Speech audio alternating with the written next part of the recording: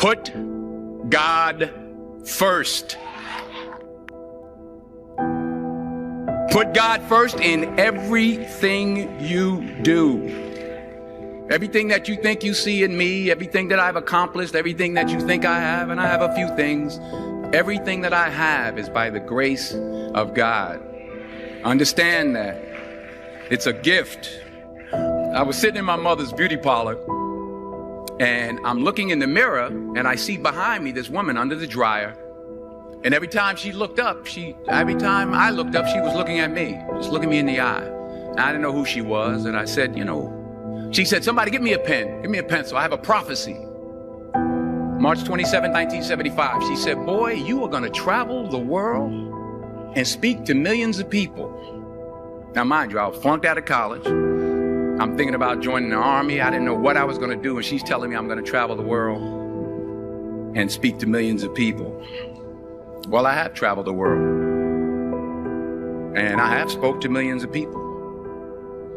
But that's not the most important thing, the success that I had. The most important thing is that what she taught me and what she told me that day has stayed with me since. I've been protected. I've been directed. I've been corrected. I've kept God in my life, and it's kept me humble. I didn't always stick with him, but he always stuck with me. So stick with him in everything you do. If you think you want to do what you think I've done, then do what I've done and stick with God. Number 2, fail big. That's right. Fail big. Today is the beginning of the rest of your life, and it can be very frightening. It's a new world out there. It's a mean world out there, and you only live once. So do what you feel passionate about. Take chances, but don't be afraid to go outside the box. Don't be afraid to think outside the box. Don't be afraid to fail big, to dream big. But remember, dreams without goals are just dreams, and they ultimately fuel disappointment. So have dreams, but have goals. And understand that to achieve these goals, you must apply discipline and consistency. In order to achieve your goals, you must apply discipline, which you have already done, and consistency every day, not just on Tuesday and miss a few days. You have to work at it every day. You have to plan every day. You've heard the saying, we don't plan to fail, we fail to plan. Hard work works. Working really hard is what successful people do. Remember that. Just because you're doing a lot more doesn't mean you're getting a lot more done. Don't confuse movement with progress. My mother told me, she said, yeah, because you can run in place all the time and never get anywhere. So continue to strive, continue to have goals, continue to progress. You'll never see a U-Haul behind a hearse. I'll say it again. You'll never see a U-Haul behind a hearse. I don't care how much money you make, you can't take it with you. And it's not how much you have. It's what you do with what you have.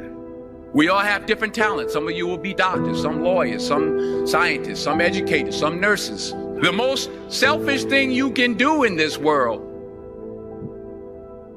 is help someone else.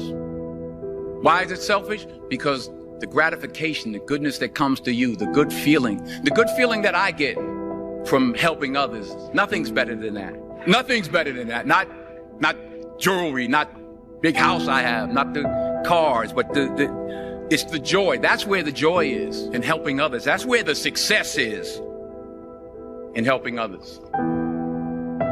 Finally,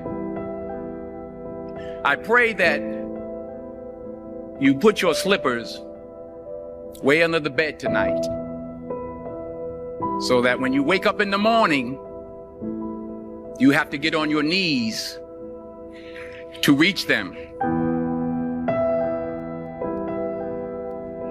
And while you're down there, say thank you for grace. Thank you for mercy. Thank you for understanding. Thank you for wisdom. Thank you for parents. Thank you for love. Thank you for kindness. Thank you for humility. Thank you for peace. Thank you for prosperity. Say thank you in advance for what's already yours. It's how I live my life. That's why I am. One of the reasons why I am today. Say thank you in advance for what is already yours. True desire in the heart for anything good is God's proof to you sent beforehand to indicate that it's yours already. I'll say it again. True desire in the heart, that itch that you have, whatever it is you want to do, that thing that you want to do to help others and to grow and to make money, that desire, that itch, that's God's proof to you, sent beforehand already to indicate that it's yours. And anything you want good, you can have. So claim it. Work hard to get it. When you get it, reach back. Pull someone else up.